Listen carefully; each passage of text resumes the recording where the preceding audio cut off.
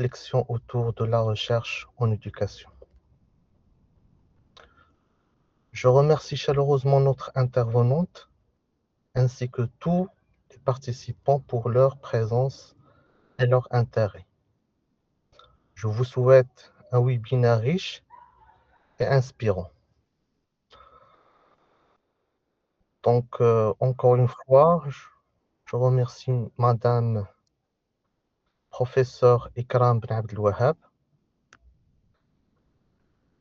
l'enseignante-chercheuse à l'Université Abdelmalik Saadi, à la Faculté des sciences et techniques de Tanger. Elle est spécialisée en cybersécurité, intelligence artificielle et Internet of Things. Elle a obtenu son doctorat en cybersécurité et l'intelligence artificielle et a publié de nombreux travaux scientifiques dans ces domaines. Il participe également à l'organisation et à l'évaluation au sein des conférences internationales et contribue activement au développement de la recherche et de l'innovation en technologie numérique. Vous êtes la bienvenue, Madame Ikram Ben Abdelwahab. Salam alaikum, bonjour à toutes et à tous. Merci. Vous m'entendez bien d'abord? Oui, très bien. Merci pour l'invitation et pour cette série de webinaires, de séminaires qui est très réussite que vous faites chaque année. Ça fait plaisir d'être parmi vous aujourd'hui pour cette édition-là. Merci Ikram. Merci, cher professeur. Une petite remarque, s'il vous plaît. Oui. Donc, veuillez couper vos micros et je vais partager avec vous à la fin de ce webinaire un lien pour justifier votre présence. Et bien sûr, à la fin de ce webinaire, on va passer directement à la session questions-réponses. À vous la parole, Madame Benker. Madame Ikram Ben Abdelwahab. Merci bien, cher professeur. Donc, sans plus tarder, on va commencer notre séminaire intitulé La tech simplifiée grâce à l'IA. Donc, vous voyez bien le partage de mon écran, je suppose? Oui, professeur. Oui. Parfait. Donc, bonjour encore une fois à toutes et à tous. Et je suis très contente d'être parmi vous aujourd'hui dans le cadre de ce séminaire Ramadan de l'éducation. Dans la présentation que je vais partager avec vous s'intitule La tech simplifiée grâce à l'intelligence artificielle.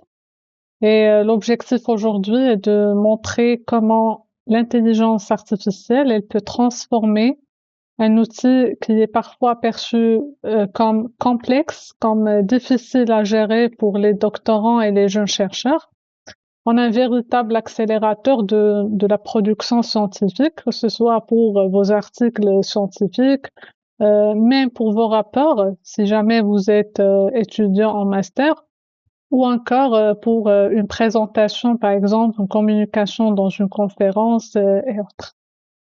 Donc, le plan de ma présentation est comme suit. On va quand même faire des définitions de base, puisqu'il se peut qu'on a un public un peu varié. Donc, on va essayer de couvrir un peu tous les niveaux et de définir les bases. C'est quoi la tech? On va prendre un peu de temps quand même de comprendre son architecture et sa philosophie, comment ça fonctionne. Et pourquoi ça reste un indispensable outil en recherche scientifique. Ensuite, on va parler de l'intelligence artificielle qui est devenue aujourd'hui notre ingénieur support qui va nous supporter, qui va nous aider énormément dans la tech, dans cet outil qui est considéré comme complexe. Ensuite, je vais essayer de vous donner aussi quelques outils et recommandations des outils IA qui vont aider à simplifier ce LaTeX-là, sans oublier bien sûr la sécurité et la confidentialité de nos données qu'il faut certainement protéger. En conclusion, on doit quand même voir les limites de cette IA parce que ça n'a pas la baguette magique, d'accord? Donc ça a certainement des limites qu'il faut faire attention et qu'il faut savoir lors de l'utilisation de ces outils. Voilà. Donc sans plus tarder, on va commencer par notre introduction qui va nous ramener un peu d'histoire de LaTeX. C'est quoi? Donc c'est un langage et un système de composition de documents qui sert à écrire justement du texte, du livre. Donc on peut dire que ça ressemble un peu à Microsoft Word, qui est le logiciel de traitement de texte. Donc c'est aussi un autre système qui va nous permettre de faire la composition de nos documents. Donc je dis par document tout ce qui est article, rapport, livre, même des livres de plusieurs pages, des livres qui peuvent être un peu énormes. Alors aujourd'hui, la production scientifique, il est de plus en plus exigeante et les chercheurs ils doivent non seulement produire le contenu scientifique et les résultats de leurs recherches, techniquement parlant, mais aussi doivent respecter des standards éditoriaux qui sont très stricts, qui sont imposés par les revues et les conférences internationales. Et des fois, il y a même des journaux qui n'ont pas de template en Word, mais qui vont vous exiger des templates LaTeX. Et là, il faut vraiment avoir une idée comment vous pouvez travailler avec ce LaTeX, même si vous n'êtes pas expert ou bien vous n'avez pas suivi une formation approfondie de ce langage-là. Donc, il s'agit d'une collection de ce qu'on appelle les macro-commandes. Donc, c'est plus technique. Donc, basé sur le TeX. Le TeX, il est fondé par le Donald Knuth. Donc, c'est le fondateur. Et quelques années après, vient ce monsieur le Leslie Lampard, qui a créé la TeX, qui est une interface friendly user, donc qui permet à l'utilisateur d'utiliser la base qui est le TeX un peu d'une manière fluide et rapide. Donc, dans ce contexte, LaTeX est imposé comme un standard pour la rédaction scientifique et pour faciliter le formatage ou bien la mise en place de nos articles dans le template du journal et de conférences ou n'importe. Donc, son apprentissage, il est difficile au début parce que la logique, on va voir ça après dans la philosophie LaTeX, la logique, elle est différente donc du Word parce qu'on a un peu plus l'habitude de travailler avec Word et puis lorsqu'on va migrer, ça on veut dire, ça va être un peu difficile et même trop différent de faire cette migration-là. Donc c'est justement là que les outils qu'on a aujourd'hui d'intelligence artificielle, ils peuvent jouer un rôle très intéressant. Donc, elle peut simplifier énormément l'utilisation de ce LaTeX. Donc, on a parlé un peu de du TeX et du LaTeX. Donc, on va essayer de définir et de séparer les deux. Donc, le TeX, c'est le moteur. Donc, c'est la base. C'est un langage de bas niveau qui est très puissant mais assez complexe pour à manipuler directement. Déjà, on dit qu'il y a jamais quelqu'un qui utilise le TeX tout seul. Et puis des années après, on a eu donc le LaTeX a eu le jour. Donc c'est une surcouche de macros qui vont construites sur le TeX et qui vont permettre son utilisation d'une manière un peu plus fluide. Alors, il a une approche structurelle. Donc, il y a comme des balises de sections, donc différentes balises qui vont être utilisées pour structurer notre document. Et on a bien sûr une automatisation de tout ce qui est bibliographie, de tout ce qui est numérotation, index et tout. Alors, dans la tech, on va pas se charger de tout ce qui est mise en page, mise en forme, de tout ce qui est décoratif, esthétique, mais on va se concentrer un peu plus sur le fond, c'est-à-dire sur le contenu qu'on est en train de rédiger ou bien de préparer. Du coup, ça va nous permettre de gagner encore plus de temps que de passer des heures à faire une mise en page sous Word, par exemple. On sait tous que ça prend énormément de temps et lorsque le document il est un peu plus grand, plus long, sa mise en page elle est encore plus compliquée à faire, à vérifier tous les éléments.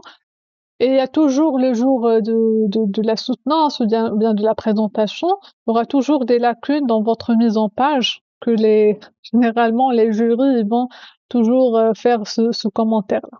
Alors avec la tech, on va pouvoir éliminer tout ça.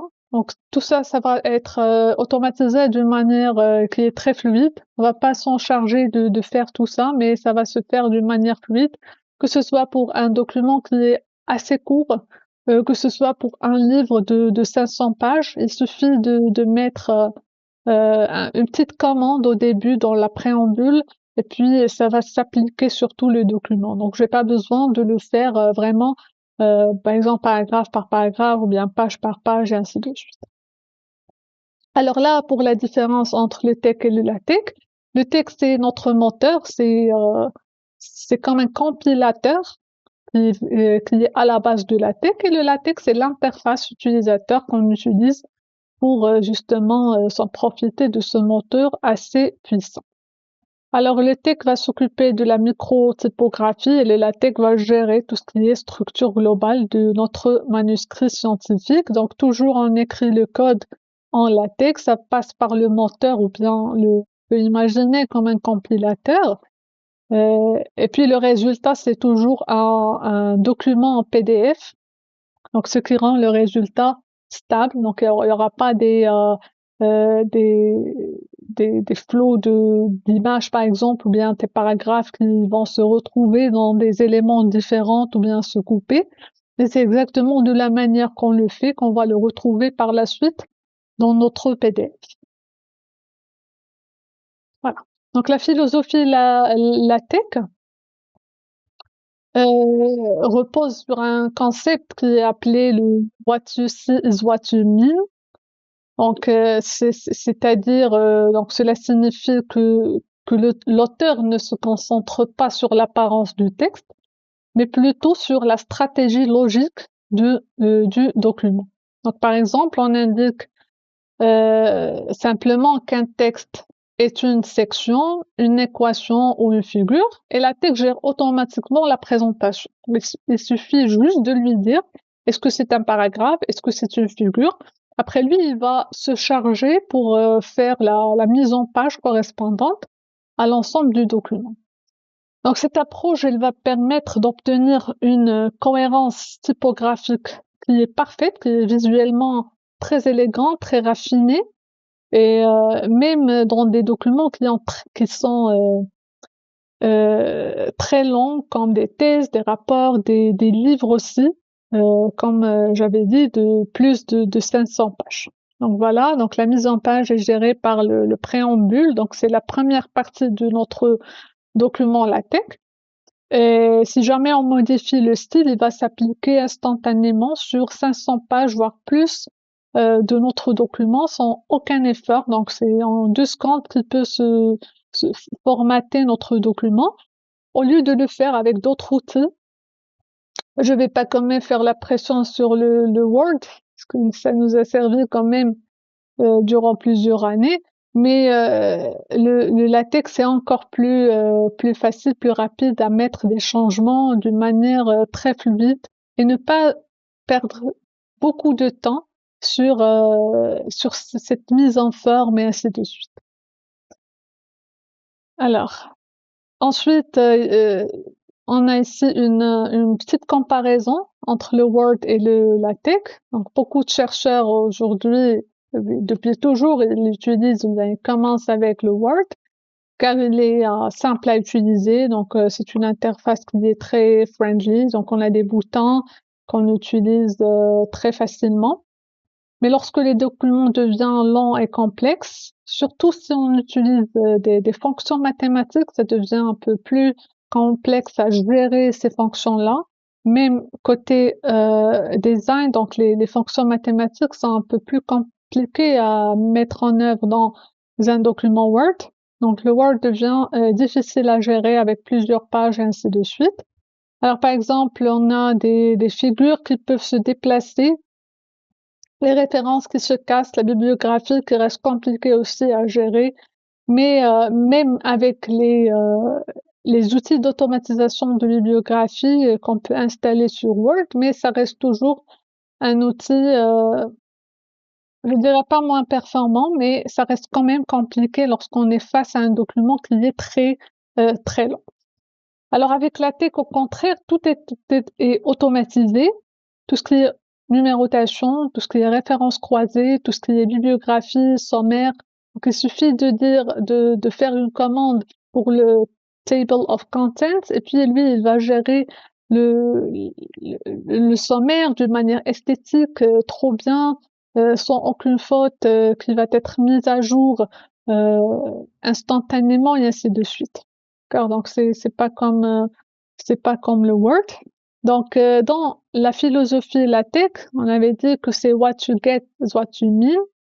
Et là, on a un focus, il y a une concentration sur le fond, sur le texte, sur le contenu que vous êtes en train de rédiger et de présenter. Par contre, en Word, c'est what you see is what you get. C'est-à-dire le focus, bien la concentration, elle est plus sur le visuel immédiat. C'est-à-dire je vois les changements d'une manière automatique. Si je clique sur gras, ça va devenir gras et je vois le changement. Et c'est ça la première, ou bien le premier pas de difficulté qu'un chercheur il peut rencontrer. C'est cette différence de logique. Parce qu'on est habitué, lorsque j'ouvre le Word, je clique sur des boutons, je vois directement le design. Par contre, en LaTeX, il faut écrire des commandes et par la suite, il faut attendre à faire la compilation pour voir le résultat. Et la logique au début de l'utilisation, ça reste un peu sombre et un peu difficile à accepter ce changement dans la logique. Et voilà, dans la logique et la différence entre les deux. Donc là, on ne dessine pas un document, contrairement à Word, mais on va le programmer. C'est-à-dire, j'aurai un programme, une centaine, voire plus de lignes de code, et ces lignes de code qui vont par la suite nous générer le PDF. Et puis, LaTeX gère intelligemment la complexité pour nous. Donc, et là vient le rôle de la magie de la compilation. Donc, le moteur de rendu, il va calculer l'espacement optimal, il va générer le sommaire, les index, les références croisées, tout ce qui est gestion bibliographique avec le BibTeX. Donc, il va aussi y avoir des références pour les figures, donc pour citer les figures à l'intérieur de votre texte, les tableaux, et bien toutes les choses nécessaires dans votre article scientifique. Donc tout ça, il sera géré par LaTeX. Donc c'est pas à vous de le faire manuellement comme on fait dans les autres outils ou bien comme le Word. Alors autre chose qui est très importante et que c'est une erreur fatale. C'est pas que pour les débutants, mais c'est une erreur qui est commise par plusieurs gens quand on dit latex, alors que en réalité c'est latex avec un K. Donc c'est le K d'origine grecque, d'accord? Donc là, la prononciation, elle est très importante puisqu'il faut bien bon, il faut bien le prononcer, même si on n'est pas un expert, mais quand même, il faut bien le prononcer, comme on a dit ici, prononcez-le correctement pour passer pour un expert, même si votre compte ne compile pas. Donc, c'est la première étape et c'est toujours la première chose qu'on mentionne, même dans des formations ailleurs, on dit que c'est d'abord la tech et pas la tech, et puis on passe à autre chose pour devenir un peu expert. Donc voilà, c'était la parenthèse de la prononciation de notre LaTeX.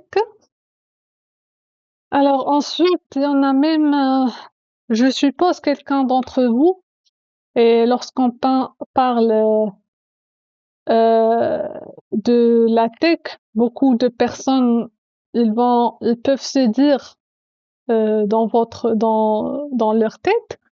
Moi, j'utilise le Word depuis un certain temps et ça me suffit et je ne veux pas m'émigrer vers la tech puisque on commence par dire que c'est compliqué et ainsi de suite. Mais la réalité va changer souvent lorsqu'on travaille sur des documents complexes, lorsqu'on utilise énormément d'équations mathématiques. Donc, si vous êtes, par exemple, si vous rédigez des documents de la littérature, vous n'avez pas d'équations mathématiques, ok, on peut dire que Word vous suffit.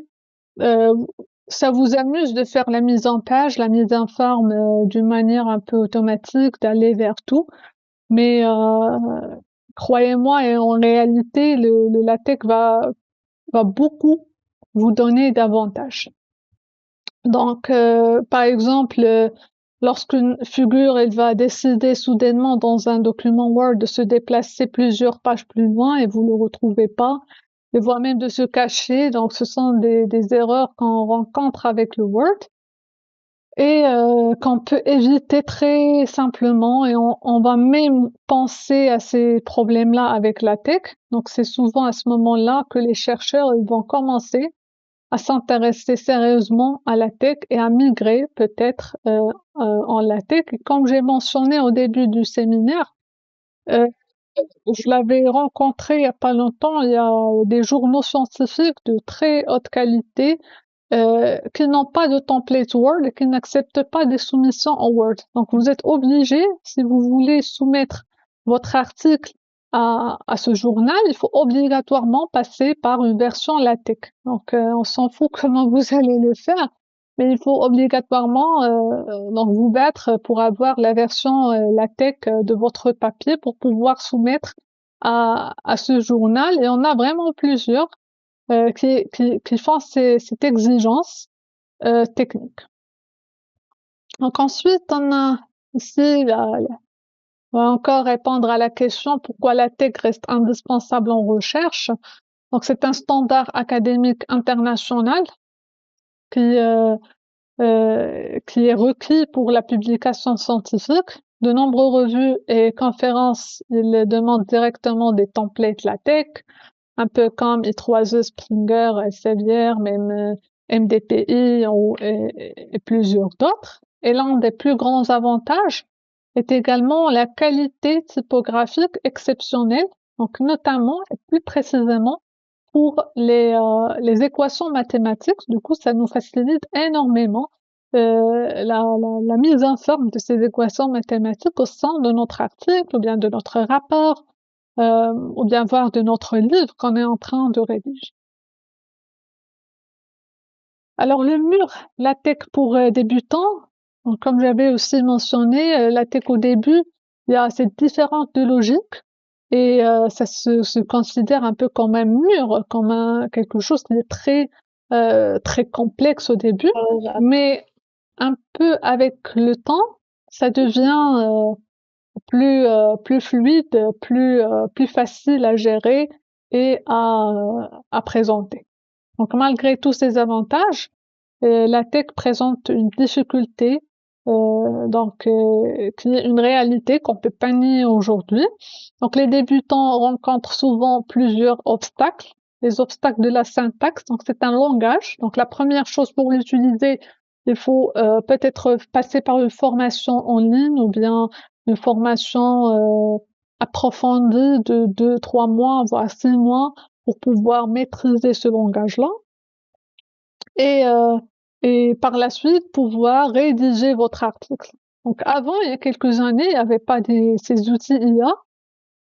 C'est exactement ce que faisait un chercheur en première année, par exemple. Il commence par faire une certaine formation en LaTeX, il peut passer, bon, tout dépend de ses compétences, il peut passer des 3 mois, 6 mois plus ou moins à apprendre la syntaxe, apprendre les packages de LaTeX, à pouvoir résoudre les erreurs de compilation et passer vraiment des jours et des jours à résoudre ces erreurs de compilation qui sont difficiles à comprendre. Donc, la question centrale de ce séminaire, c'est comment l'IA, elle peut transformer ce mur latex, donc cette problématique, en quelque chose qui est très abordable, qu'on peut faire, même sans qu'on peut, c'est-à-dire rédiger des documents en latex sans devoir à passer par des formations de 3 mois, 6 mois et ainsi de suite. Donc pour nous aujourd'hui, l'intelligence artificielle, et pour clarifier encore ce point, on va pas l'utiliser pour la rédaction scientifique. Donc ça, c'est un autre sujet. Moi, je dis pas ça. Ce qu'on suppose aujourd'hui, c'est qu'on a déjà un contenu. J'ai déjà un contenu rédigé que j'ai rédigé moi-même, d'accord? Mais j'ai besoin de le mettre dans un template de d'un template de journal ou bien de conférence en LaTeX. Et moi, je connais pas LaTeX. Donc aujourd'hui, ce n'est pas un problème. On peut le faire même si vous n'avez pas des connaissances approfondies en LaTeX, vous pouvez le faire. Alors, les difficultés rencontrées par les doctorants et jeunes chercheurs, donc ça c'est un exemple de template euh, journal, donc c'est un journal respectueux donc c'est une template en LaTeX, donc les obstacles techniques peuvent aller jusqu'à les erreurs de compilation très compliquées qu'on peut des fois on peut pas même les résoudre. Donc la gestion complexe des flottants, tout ce qui est figure tableau, l'alignement des équations multilignes, des équations qui se font sur plusieurs lignes ou voire avec plusieurs formules distribuées, des soucis de formatage aussi. Donc, et le défi, c'est qu'on doit nécessairement respecter les macros spécifiques à l'éditeur, c'est-à-dire qu'on doit respecter à la lettre la template de l'éditeur, parce que sinon on va risquer que notre article il peut être rejeté, voire demande de révision à chaque fois, ce qui va nous nuire à notre processus de publication. Voilà. Donc maîtriser la complexité, et aujourd'hui il est important d'être honnête sur l'investissement initial requis. Donc la barrière LaTeX, elle est un peu donc la syntaxe elle est rigoureuse, donc il faut respecter la syntaxe à la lettre. Si jamais on oublie un accolade ou bien quelque chose qui est très simple, qu'on peut pas trop bien la voir clairement. Donc si on oublie, ça va bloquer tout, ça va euh, nous euh, nous donner des erreurs de syntaxe qui vont être un peu compliquées à résoudre et on ne sait pas c'est quoi le problème alors que le problème c'est juste un accolade ou autre chose. Aussi la gestion des packages, donc des fois aussi ça crée un problème, les use packages, donc il faut toujours les ajouter au préambule de notre document. L'installation un peu lourde de la tech avec TechLife ou bien MikTeX, donc ce sont des éditeurs LaTeX que vous pouvez installer localement. Aujourd'hui, heureusement, il y a des solutions sur le cloud, donc en ligne, comme Overleaf, qui va vous permettre de ne pas l'installer manuellement et de ne pas rentrer dans cette discussion de complexité d'installation, bien de ressources nécessaires pour installer. Et vous pouvez directement rédiger vos documents dans, dans dans Overleaf par exemple, ou bien dans d'autres éditeurs en ligne. Alors le seuil de rentabilité, là, pour toujours comme comparaison, on peut dire que pour les documents assez courts, oui, le Word il est plus rapide, plus suffisant, ça fait la tâche sans aucun problème.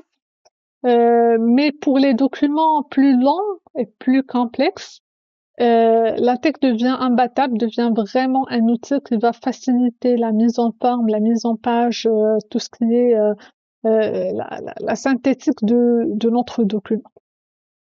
Donc aujourd'hui, l'IA permet de réduire considérablement cette complexité en générant automatiquement le code LaTeX. Donc je ne suis pas experte de LaTeX, mais je peux quand même rédiger un document en LaTeX à l'aide bien sûr des outils de l'intelligence artificielle. Alors c'est pourquoi on va considérer aujourd'hui l'intelligence artificielle comme notre ingénieur de support LaTeX. Donc avant l'intelligence artificielle, les gens normalement font recours à des collègues qui maîtrisent ce LaTeX pour leur demander de leur formater leurs documents et ainsi de suite. Aujourd'hui, personne n'a le temps pour peut-être pour aider leurs collègues et ainsi de suite, mais on a l'intelligence artificielle qui peut faire cette tâche-là d'une manière qui est très idéale et on peut poser plusieurs questions et on reçoit des réponses. Voilà, donc là, l'intelligence artificielle va pouvoir éliminer la page blanche du code, c'est-à-dire ça va pas devenir bien être considéré comme quelque chose qui est très compliqué, le code, je sais pas, la syntaxe. Donc l'IA va nous permettre de casser cette complexité-là. Donc l'interfaçage intelligent, par exemple avec Overleaf, avec le Copilot, donc ça va permettre l'autocomplétion contextuelle des commandes, c'est-à-dire de tout ce qui est syntaxe LaTeX, la suggestion aussi de structures basées sur le préambule existant. Et puis, on va voir après une petite démonstration. On peut directement demander, par exemple, crée-moi un tableau de 2 colonnes avec 3 lignes. Et puis moi, je remplis avec les données que j'ai. D'accord? Donc, je remplis avec les données que j'ai, puisque moi, j'ai déjà la rédaction qui est déjà faite. Et l'intelligence artificielle, il va justement m'aider dans le code LaTeX. Donc, ça sera notre ingénieur support en LaTeX. Ici, on a un exemple. Crée-moi un environnement d'énumération avec des chiffres romains en bleu. Je peux rajouter n'importe en gras, souligné, quand vous voulez. Et puis, ça va me donner exactement la commande qui permet de le faire. Donc, cette commande-là, je vais l'utiliser dans mon éditeur de texte, justement pour compléter et avec le contenu que j'ai préalablement. Alors ensuite, pour la génération aussi de tableaux complexes, on peut utiliser l'intelligence artificielle pour la conversion de données brutes. Donc moi, j'ai des données expérimentales sous format CSV ou bien Excel, mais je veux inclure une partie de mon tableau dans l'article. Alors, je suis pas experte en LaTeX, je connais pas trop bien la syntaxe ni le langage. Donc, je peux quand même prendre un extrait, lui donner ça à un outil d'intelligence artificielle, ou bien justement lui demander de me créer le tableau avec un certain nombre de colonnes, un certain nombre de lignes. Et par la suite, il va me donner c'est comme un croquis, d'accord, de tableau que je vais remplir avec les données que j'ai. Donc c'est une gestion automatique des multicolonnes, multi-rows, plusieurs lignes et plusieurs colonnes. On a aussi ce TIC-Z, c'est pour la visualisation de données. Ça peut aussi nous créer des schémas par description naturelle. Et puis, par exemple, moi, je veux un diagramme qui décrit une architecture précise. Je peux juste faire un prompt, une demande à un LLM ou bien un outil d'intelligence artificielle, et dire voilà, tu vas générer un diagramme avec TIC-Z qui va donc on a des données, par exemple input, des résultats ou bien selon la complexité du diagramme que vous voulez rédiger. Et par la suite, il va me donner le code LaTeX correspondant. Et puis, copier-coller, je vais vérifier le résultat. Est-ce que c'est exactement ce que je voudrais dessiner, enfin, ou pas? Et après, je peux bien sûr adapter selon mon besoin, corriger les choses qui ne sont pas adéquates à ce que je voudrais dessiner. Il y a aussi la possibilité de reproduire des drafts manuels, donc du brouillon. Si jamais vous avez dessiné votre schéma à la main dans un papier, donc il suffit de prendre en photo et puis de demander à l'IA de reproduire ce que vous avez dessiné à la main en code LaTeX et puis prendre ce LaTeX et le mettre dans votre document. C'est très facile, ça se fait vraiment en quelques secondes et ça vous facilite la vie. Là, vous avez un petit exemple d'équation mathématique qu'on a rédigé à la main et puis on a fait prendre en photo ou bien voilà, on a pris en photo et on a donné ça à un outil IA, ce qui nous a donné comme ici entre les deux, ça nous a donné un code LaTeX qu'on a qu'on a fait bien sûr dans notre éditeur. Et le résultat dans le PDF, c'est exactement le résultat que vous voyez là. Donc, c'est une équation mathématique qui est faite avec la syntaxe, avec les règles, donc qui est très bien présentée côté visuel, côté présentation. Voilà. Donc, il y a aussi le point le très important qui bloque les utilisateurs de LaTeX, c'est les erreurs de compilation. Donc les erreurs de compilation, des fois c'est moins compliqué que l'erreur il est montré, des fois c'est plus compliqué, mais généralement un débutant, voire même pas un débutant, ça peut y avoir vraiment des problèmes avec ces erreurs de compilation. Donc avec l'IA, on peut l'utiliser comme un assistant qui va nous aider à, à, à nous expliquer d'abord c'est quoi ces erreurs-là, nous donner des suggestions pour les résoudre. Donc, par exemple, moi j'ai une erreur, je peux le copier directement dans un outil IA, ça va me donner une explication, c'est ce qui m'intéresse, parce que quand même, on va pas juste faire ce qui nous donne l'IA comme résultat. Mais il faut quand même lire ce qu'il nous a donné, il faut réfléchir à ce qu'il nous a donné et par ce, apprendre petit à petit. Donc, il est en train de nous assister, mais ça n'empêche qu'on a toujours cette habilité d'apprendre. Donc, notre objectif, ce n'est pas juste de rédiger en LaTeX, mais on est en train d'apprendre, mais d'une autre manière. Donc, c'est pas la manière classique d'apprendre, de faire une formation, d'appliquer et puis de venir faire notre document. Et cette fois-ci, on va apprendre d'une autre manière. C'est-à-dire, moi, lorsque je demande à l'IA de me donner la syntaxe d'un tableau, je vais observer, je vais lire, je vais voir, ah ok, ça c'est un tableau, ça c'est les colonnes, ça c'est les lignes. Et de cette manière-là, je suis en train, en même temps d'apprendre, en même temps j'ai gagné le temps, en même temps j'ai rédigé mon article d'une manière qui est correcte, sans erreur.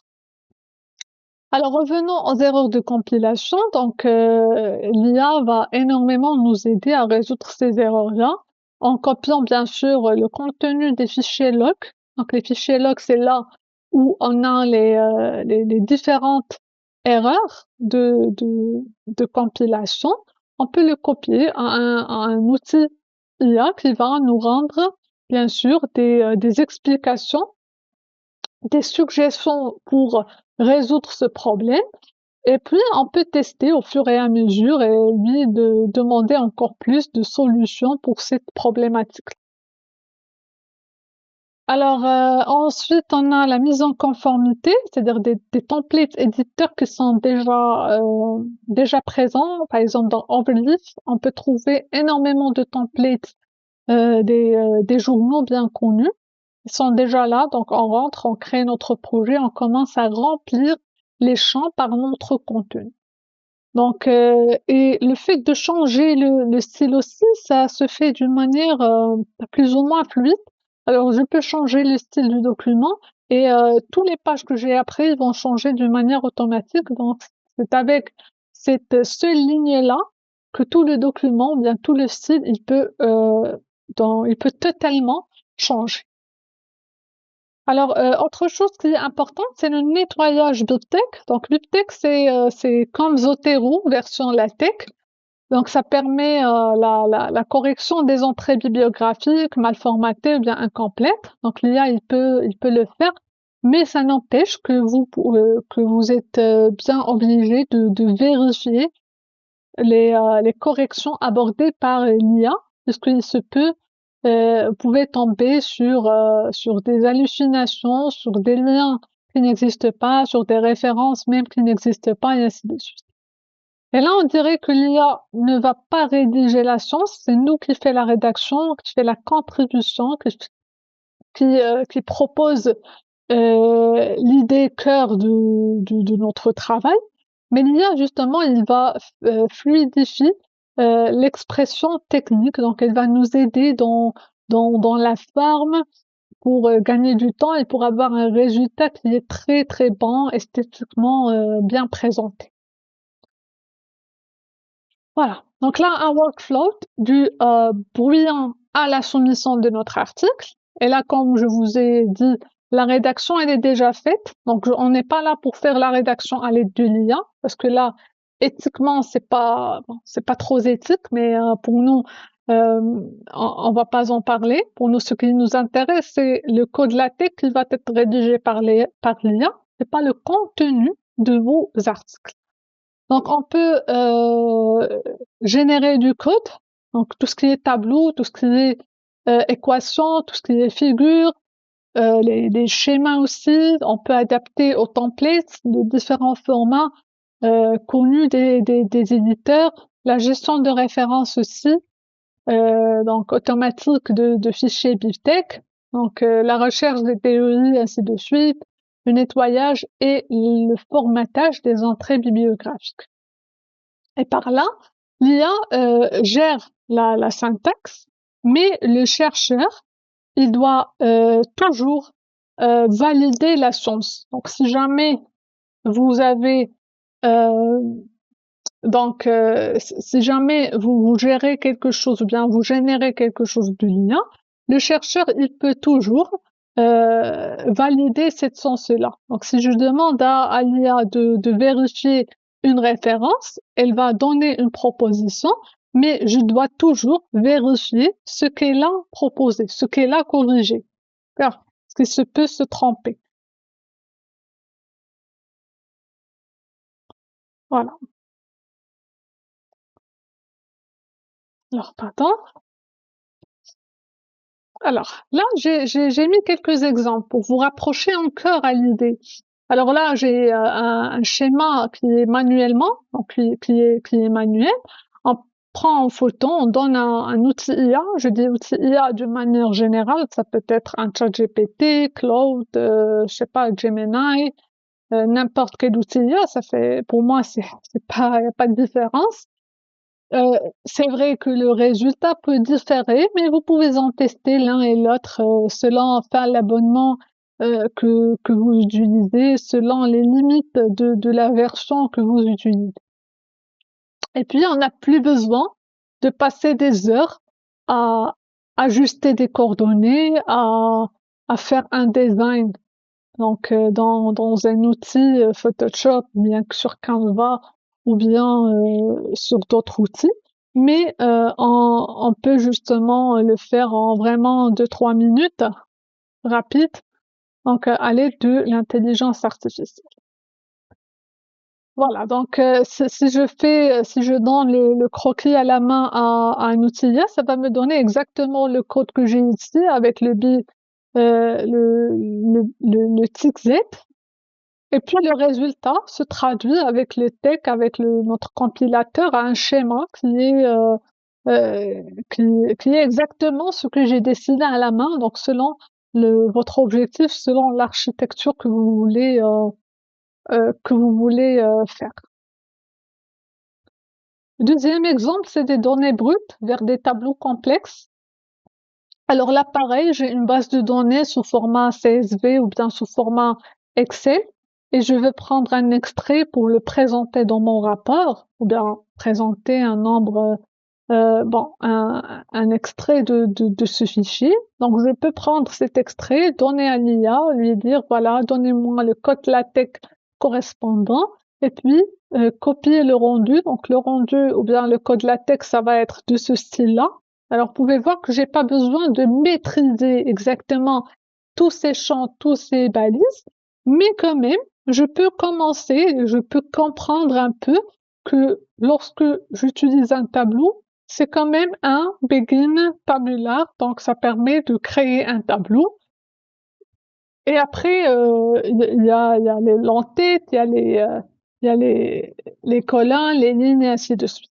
Donc ça, je peux le voir, je peux prendre un petit moment même si l'IA va générer le résultat directement, je peux copier-coller, avoir le résultat, mais je peux quand même prendre un petit moment à lire et à comprendre ce qu'il a fait.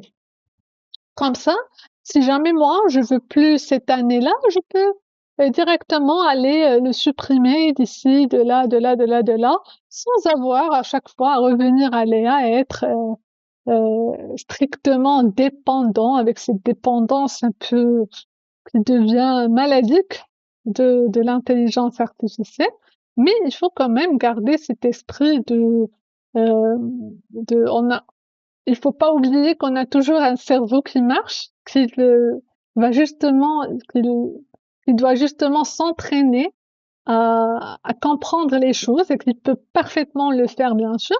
C'est juste pour un peu accélérer ce procédure. Voilà. Ensuite, l'exemple 3, c'est le formatage de références. Donc, les références, il se peut que moi, que lorsque je fais mon étude littérature, j'ai utilisé un format, voire I3E, ou bien j'ai des références en Zotero, je sais pas, APA, ou bien ACM, ou bien n'importe quel format de référence, et je veux les formater. Lorsqu'on formate, quand vous savez, les champs pour chaque style, ils peuvent être différents. Donc là, je peux faire recours à l'IA pour me compléter les champs, si jamais il y a des champs manquants, mais il faut faire attention toujours à vérifier le rendu de l'IA, parce que il peut vous ajouter un DOI, mais après, lorsque vous vérifiez, ce DOI n'est pas correct ou bien n'est pas fonctionnel. Donc, il faut vérifier toujours le rendu de l'IA, que ce soit pour les références, que ce soit pour autre chose.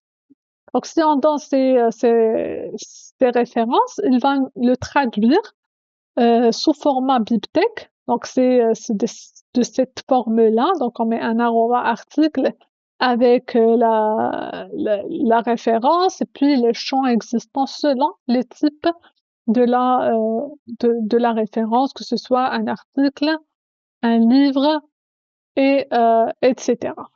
À la fin, le rendu, c'est sous un format d'un journal de très haute, voilà, de haute qualité. Donc, on a tous les formats. J'ai pas besoin d'aller le faire manuellement avec la partie qui est en italique et ainsi de suite. Mais ça se fait d'une manière très automatique. On évite aussi les erreurs, le formatage qui est uniforme, qui va avec la template du journal et avec la template de la conférence ou bien du livre. L'exemple 4, c'est l'erreur. Donc, comme on avait mentionné, ça va réduire le temps de debug de quelques heures à quelques secondes. Donc, on peut passer vraiment des heures et des jours à résoudre des problèmes qui peuvent être des fois moins compliqués et qui ne méritent pas justement tout ce temps. Mais on peut le faire aujourd'hui en moins de temps, donc à l'aide de l'intelligence artificielle. Il faut justement copier le log à un outil IA, lui demander d'abord d'explications pour comprendre c'est quoi le problème, après essayer de le résoudre, parce que finalement c'est vous qui allez aller résoudre ce problème manuellement. Donc il faut comprendre qu'est-ce que vous êtes en train de faire pour ne pas risquer à faire quelque chose qui va détruire enfin tout votre document. Voilà, donc l'IA, il va assister par LaTeX plutôt assisté par l'IA. C'est l'humain à la plume. Donc l'IA comme un copilote technique. Donc c'est quelqu'un qui est qui est spécialisé en LaTeX et qui va nous aider justement dans la syntaxe de LaTeX qu'on ne maîtrise pas forcément, mais qu'on est aujourd'hui quand même capable de rédiger des documents LaTeX qui sont très bien organisés et très bien faits dans vraiment un temps qui est très court. Alors là, j'ai quelques outils qui peuvent être utiles. Donc, il y a le Obsidian et le Smart Connections. Donc, ce sont des outils qui vont aider. Donc, ce sont des outils IA qui aident à la rédaction en LaTeX. Donc, il y a aussi tout ce qui est AI Agents avec surtout le Cortex. Il est spécialisé en LaTeX. Donc, il va nous permettre d'automatiser et de traduire des idées visuelles ou bien des tableaux encore en code LaTeX. Et puis, il y a les LLM un peu connus, tout ce qui est Claude, Gemini, le ChatGPT, Grok et tout ça. Donc, ça permet aussi de faire plein de tâches. Le Banana Pro qui permet aussi de générer des figures d'après le prompt ou bien la description que vous donnez. Et ce qui va permettre de gagner énormément de temps au lieu d'aller faire le design à la main, donc comme on dit from scratch, donc à zéro, de, de tout ce qui est tableau, figure et ainsi de suite. Donc il y a aussi le DeepL Write pour tout ce qui est ajustement, donc correction grammaticale et adaptation à un temps académique et scientifique.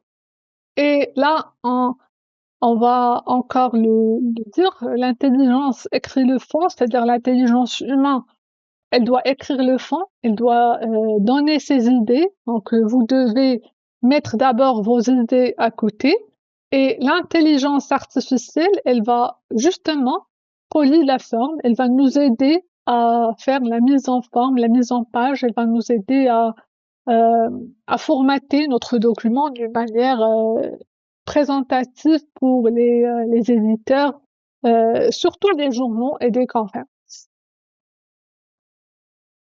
Alors là encore, on a plus d'outils, donc le Overleaf AI. Dernièrement, Overleaf, ils ont rajouté une option AI, donc il permet directement à l'intérieur d'Overleaf demander des prompts et avoir la syntaxe correspondante. Il y a le curseur et le copilot avec pour l'autocomplétion de la syntaxe LaTeX. Donc, on a plusieurs outils. Donc, j'ai essayé de vous présenter quelques-uns. Et la philosophie du workflow, ou bien de l'idée de ce séminaire, c'est que zéro rédaction par l'IA, mais 100% assistance structurelle. Donc, l'IA va nous assister pour structurer notre document, pour le présenter d'une manière qui est très bonne, mais c'est pas pour rédiger le contenu et les idées et pour interpréter les données. Donc tout ça, c'est un autre sujet que j'aimerais pas y aborder aujourd'hui. Mais je veux pas dire que vous allez utiliser l'IA pour faire la rédaction. Donc ça, éthiquement, c'est pas trop bien. Donc ça se fait pas. Mais pour nous, on va l'utiliser juste comme assistant à la tech pour nous donner la syntaxe correcte de LaTeX comme étant des débutants, bien des non-spécialistes en LaTeX. Voilà, encore plus d'outils. Donc, c'est toujours Overleaf, la gestion de version. Donc, on peut le faire à l'aide d'un couplage avec GitHub. Overleaf possède un gestionnaire d'archivage. Donc, vous pouvez toujours voir l'historique et aller chercher des versions antérieures. Il y a assisté, donc il y en a plusieurs. Ici, pour les éditeurs LaTeX, Overleaf, c'est en ligne.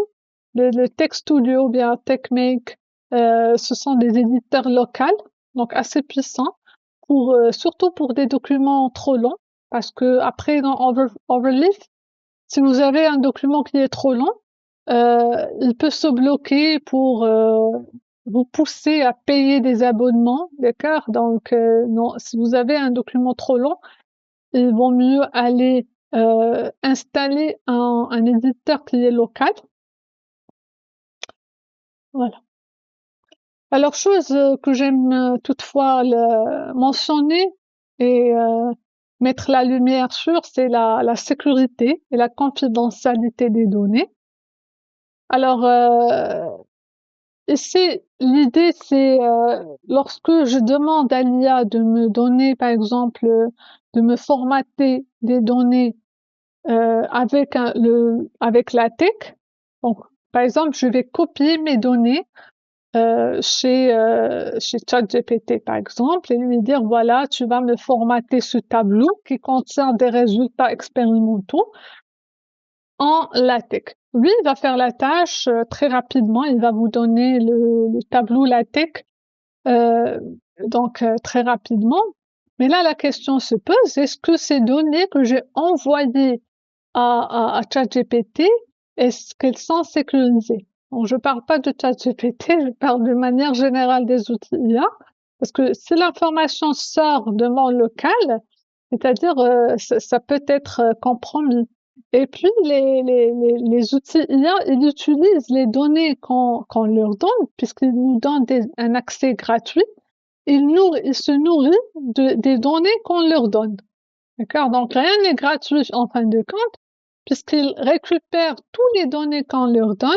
Et aujourd'hui, ça devient de plus en plus grave, puisqu'il y a des gens qui vraiment donnent à ces outils IA des informations qui sont sensibles.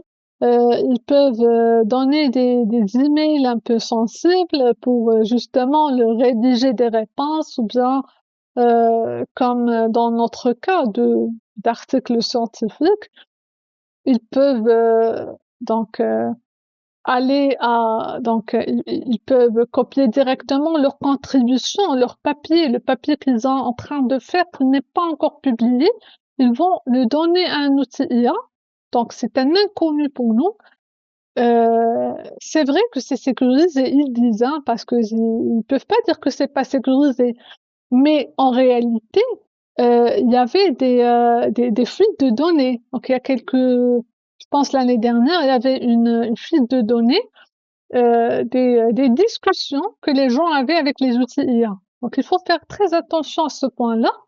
Et c'est pourquoi il faut être prudent dans l'utilisation des outils IA d'une manière générale et surtout dans la rédaction scientifique, parce que vous n'allez pas risquer à perdre votre travail personnel, votre travail de thèse,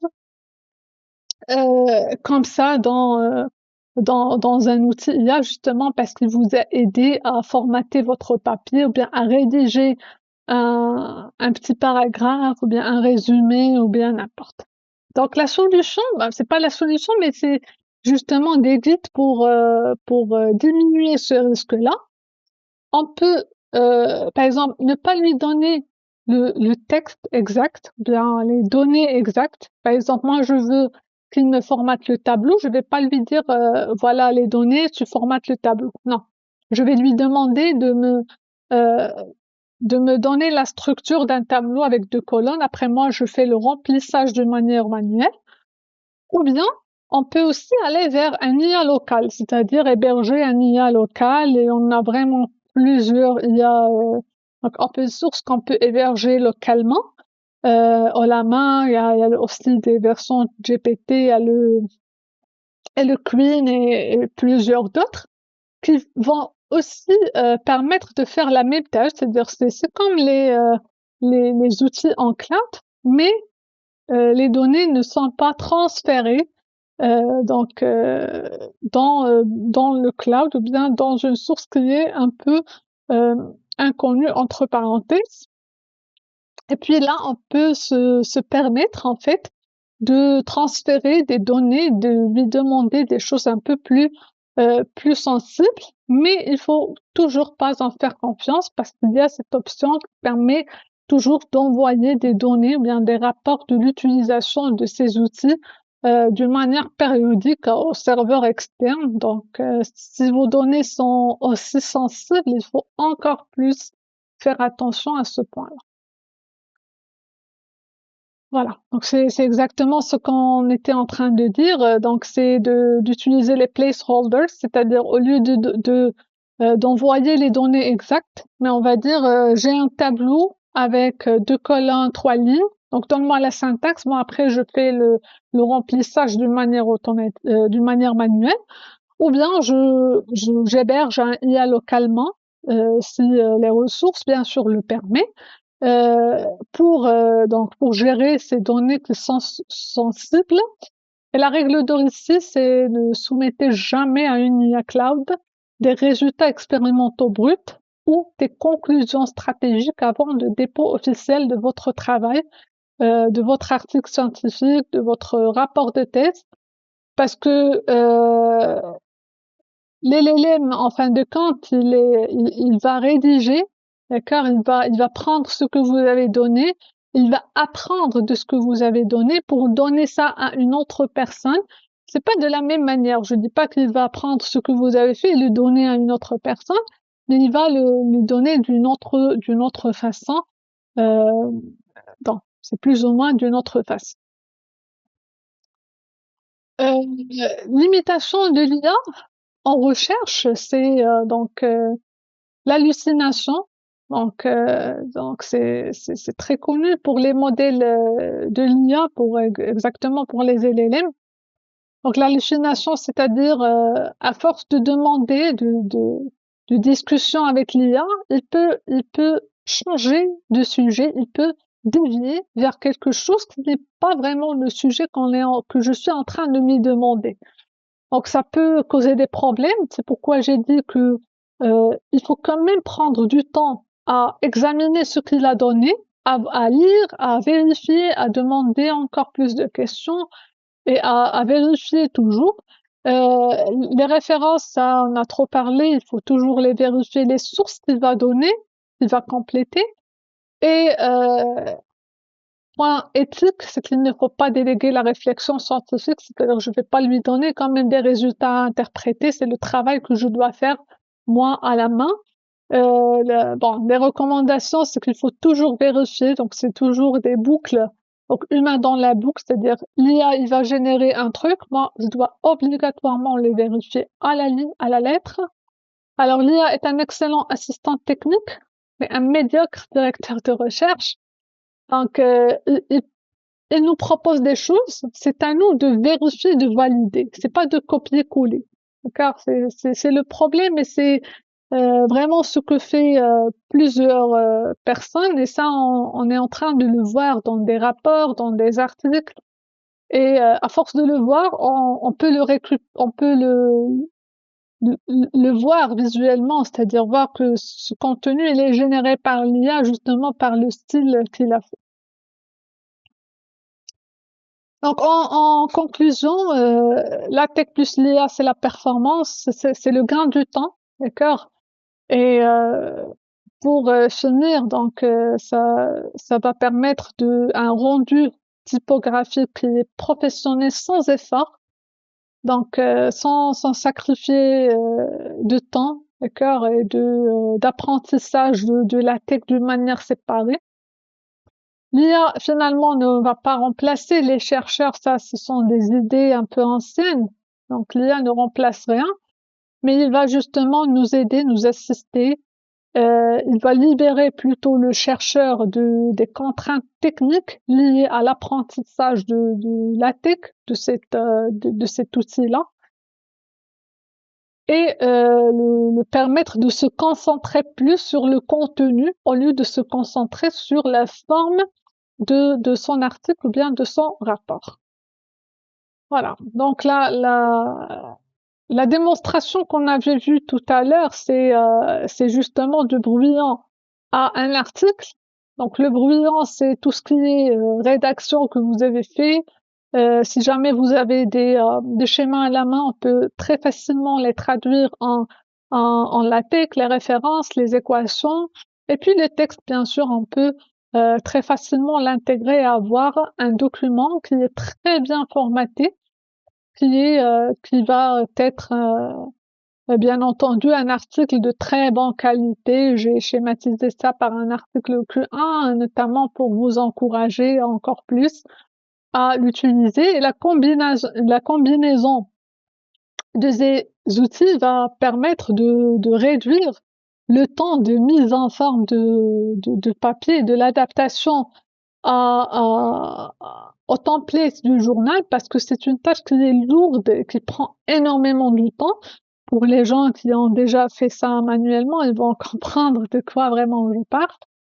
Et avec la tech et l'IA, ça va nous permettre encore de réduire ce temps et de concentrer plus sur l'interprétation des résultats, sur des résultats encore euh, plus intéressants et ainsi de suite.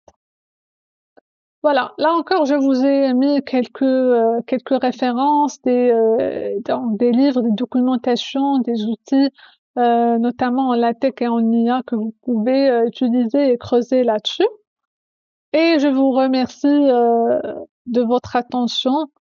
C'est un slide que j'ai généré par l'IA, justement pour vous donner une démonstration et en une image de à quoi ça ressemble. Donc de faire un prompt et de générer des trucs assez puissants en utilisant l'intelligence artificielle.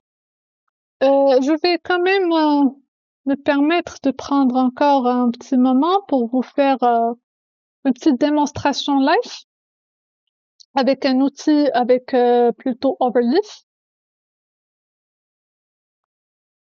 Avant de passer à la session de questions, donc je vais pas tarder.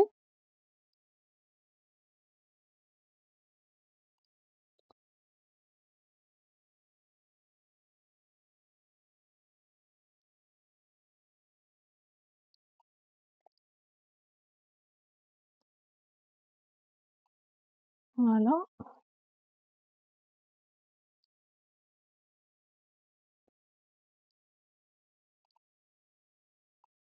Voilà. Donc là, j'ai mon Overleaf, donc je vais créer un projet. Déjà ici, vous avez des templates, d'accord? Donc on a ici des templates existantes. Je vais choisir un projet qui est vide. Je vais appeler ça démo. Démo. Ok, on va garder ça comme ça. Alors l'idée ici, c'est que moi j'ai déjà rédigé. Comme on avait dit, on va pas faire la rédaction avec l'intelligence artificielle, mais on va juste formater avec l'intelligence artificielle. Donc j'ai déjà normalement préparé du texte justement pour le formater.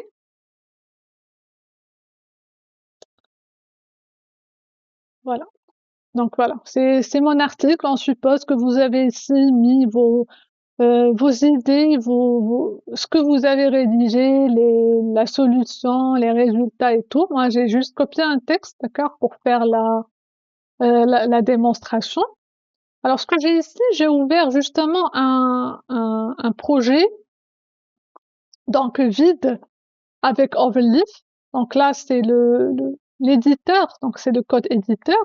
Ça, c'est le code LaTeX. Vous avez déjà un minimum pour pouvoir visualiser votre premier document LaTeX. Alors, vous compilez avec ce compilateur et puis vous avez le résultat. Ça, c'est un PDF qu'on peut télécharger. Vous pouvez quand même télécharger la source, c'est-à-dire ce fichier .tex qui est écrit en LaTeX. Et là, ce document classe, alors ça, c'est le type de votre document. Donc, il y a article, on peut y avoir un rapport, donc de reports, aussi ça existe. Donc, vous pouvez avoir plusieurs types selon le type de document que vous voulez rédiger. Là, c'est les packages, selon bien sûr aussi le contenu de votre document.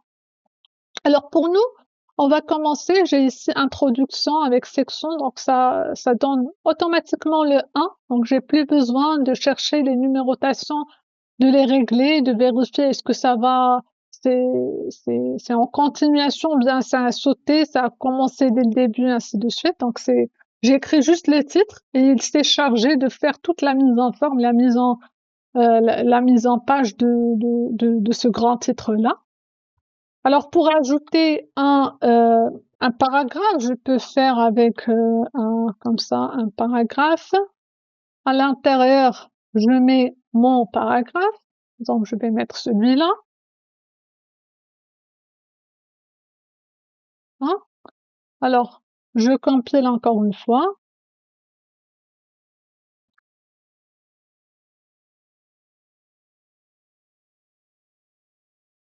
Voilà, donc ça me donne le résultat de mon texte. J'ai un petit texte qui sort de la marche, donc c'est pas trop agréable.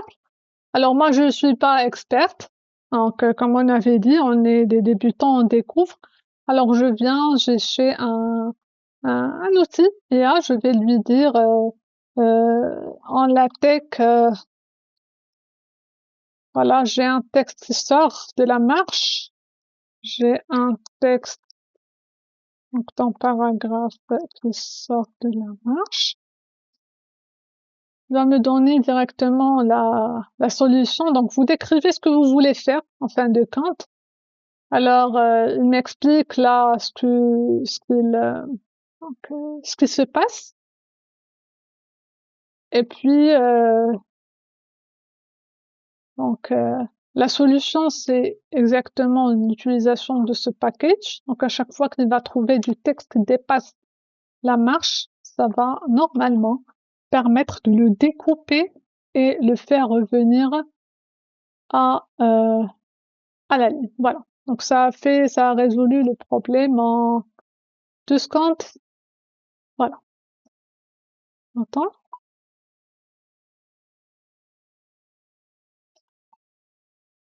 Voilà. Alors ensuite, je veux donc comme je vous ai dit, c'est déjà il possède déjà un AI Assistant ici, donc pour le LaTeX Writing. Donc si je clique là, je peux lui demander, par exemple, donne une liste avec 5 items.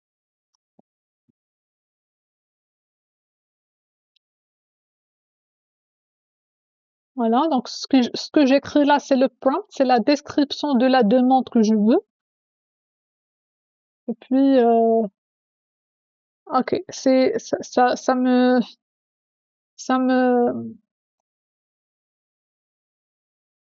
voilà. Donc j'ai besoin d'une version un peu payante ici en latex. C'est toujours il va nous faire référence à la version payante, mais normalement vous pouvez faire quelques prompts ici directement dans cet outil-là. Vous avez là aussi des trucs que vous pouvez rajouter pour comme insertion d'image directement. Vous pouvez le faire ici from project files ou bien l'uploader de votre ordinateur. On voudrait rajouter des items, donc je vais revenir à mon outil. Je vais lui dire toujours en LaTeX, donne une liste de, on avait dit 4 ou 5, n'importe, items.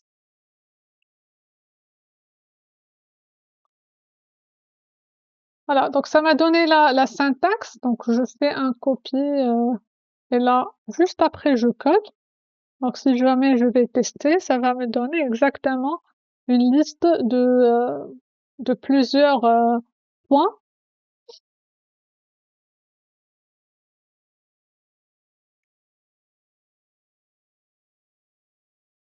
Voilà, donc de plusieurs points, éléments 1, 2, 3. Pour moi, je lui ai pas donné mes informations, on va dire, sensibles. Donc je viens ici et pour chaque point, je mets ou bien je copie les éléments de mon article. Donc là, je mets test 1, sachant que test 1 est un élément sensible de notre article, test 2 et ainsi de suite.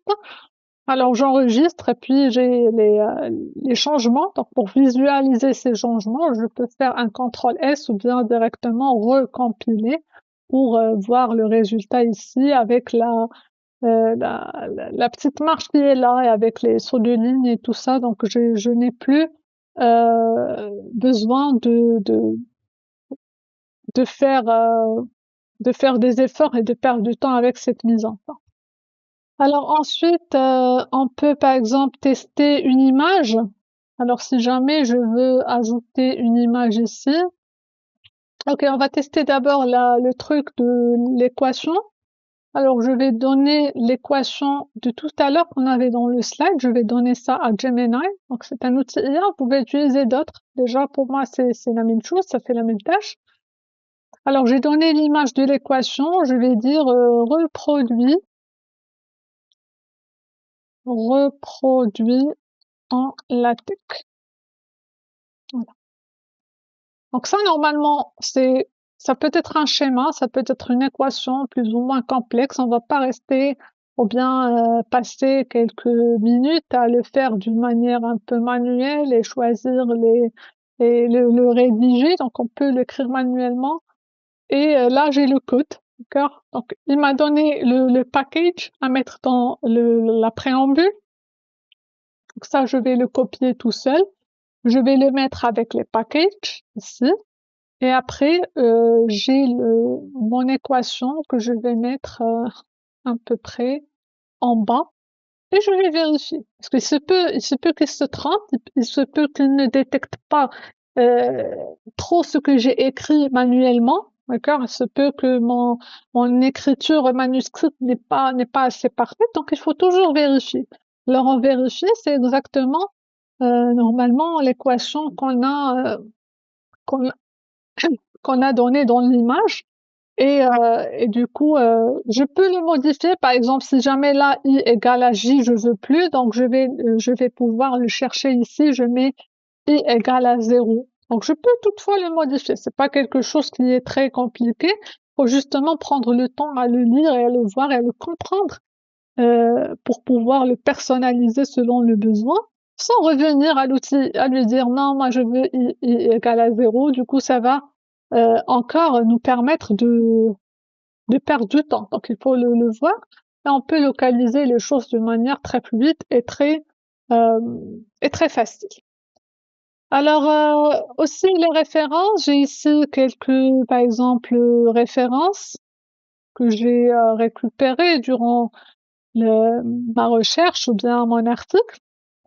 C'est pas dans le format du template par exemple, donc je vais venir à mon outil, je vais lui dire format ces outils avec donc on va mettre le style et 3 U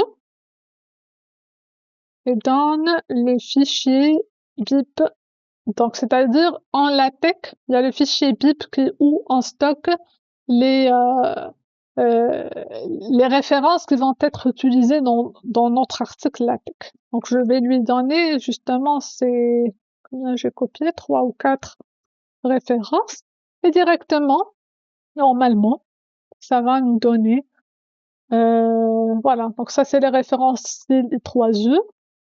Ok, déjà il n'y a pas ici des champs manquants. Mais là, il va me donner, c'est le plus important, donc je vais pas l'écrire à la main, ni aller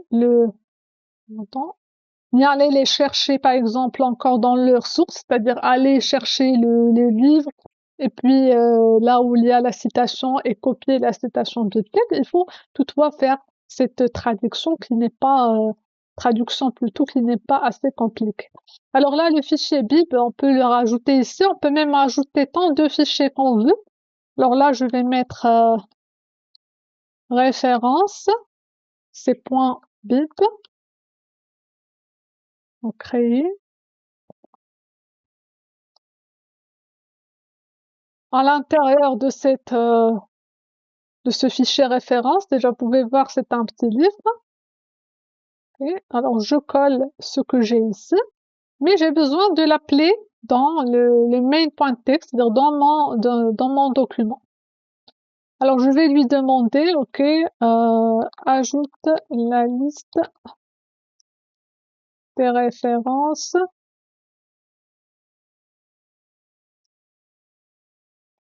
dans le document. Il va me donner la syntaxe, elle est déjà connue, je peux même la chercher ailleurs. Donc, dans le document, avec exemple de citation, comme ça, je peux utiliser la citation où je veux.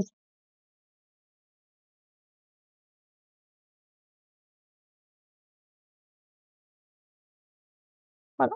Alors là, il m'a donné déjà ici un exemple. Donc, je vais juste le copier, le tester là. Alors voilà. Donc ici, pour citer, donc on met un anti-slash cite avec la référence qu'on veut ajouter.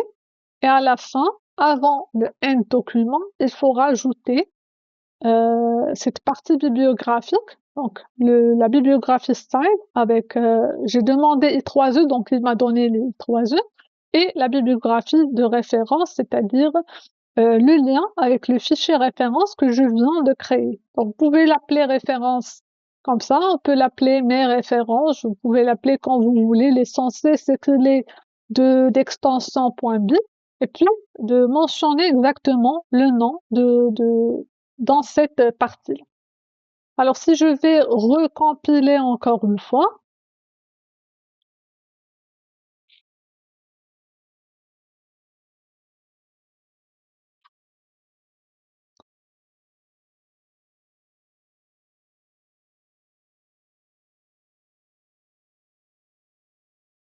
voilà.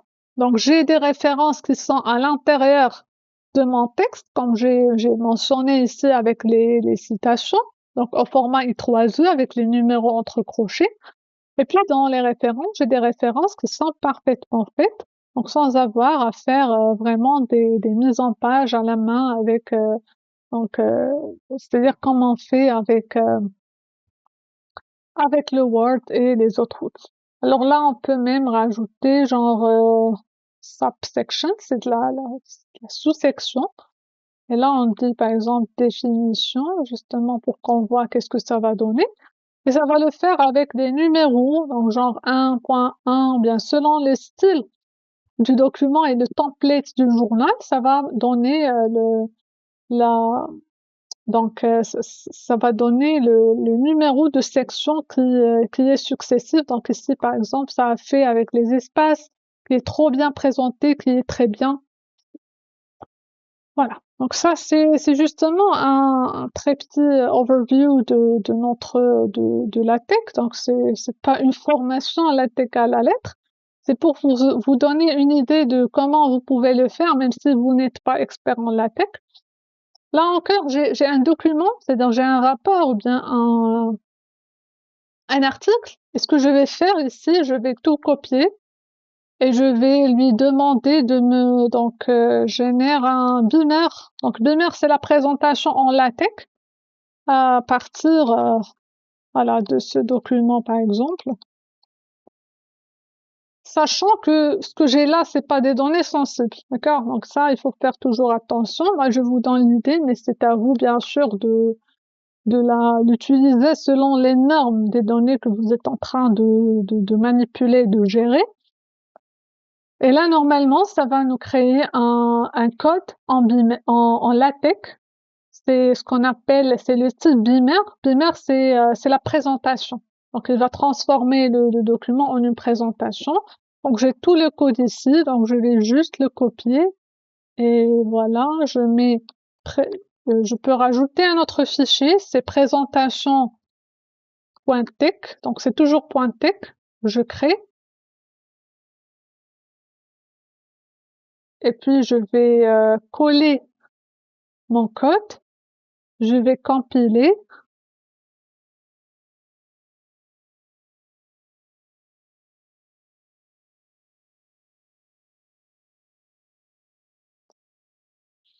Normalement, c'est pas ralenti, mais je pense que la connexion avec la diffusion, ça s'est ralenti un peu.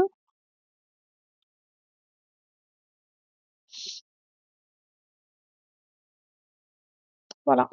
Donc là, j'ai toute une présentation qui est qui est côté design déjà prête, déjà faite d'une manière qui est très, qui est un peu visiblement simple, scientifique, pédagogique si vous voulez. Donc c'est simple, c'est clair. Donc pour des présentations plutôt pédagogiques. Vous avez l'équation qu'on a déjà fait, on a les références aussi, se font d'une manière qui est très adaptée. Vous avez l'auteur, la, les titres de la démonstration, la date et ainsi de suite. Donc ça, on en avait fait très rapidement. Je peux encore, par exemple, j'ai ici une autre démonstration, une dernière. Euh, c'est le fait par exemple, vous avez une communication. Je vais prendre ici l'exemple d'un article, euh, d'un ancien, c'est mon article, donc c'est un ancien article que j'avais publié. Et je vais demander à générer une présentation, donc à partir de cet article, bien sûr en LaTeX, bien en binaire, ça revient en même chose, en binaire de 5 slides, ça me suffit. Alors, il va charger le PDF. Le PDF pour vous montrer, pour que vous ayez une idée. Voilà, donc c'est un article scientifique, un peu comme vous le connaissez, qui est déjà publié avec les références et tout. D'accord. Donc, je vais lui donner. C'est déjà publié, ça se trouve déjà en ligne. C'est pas quelque chose qui n'est pas encore publié, qui est confidentiel. Alors, en attendant le chargement, normalement, ça va me donner un code binaire que je vais copier et j'aurai directement la présentation un peu comme ça. Ça veut pas dire que je vais le présenter directement, mais quand même, on avait dit qu'on a un cerveau qu'il ne faut pas oublier de l'utiliser. Et puis, je dois vérifier. Alors moi, je veux pas qu'il me définisse l'IA. Donc ça, c'est pas convenable. Donc je peux enlever ces parties-là, je peux rajouter d'autres choses. Donc c'est juste une base sur laquelle on peut commencer, par laquelle on peut commencer pour justement faciliter un peu le travail, pour gagner du temps.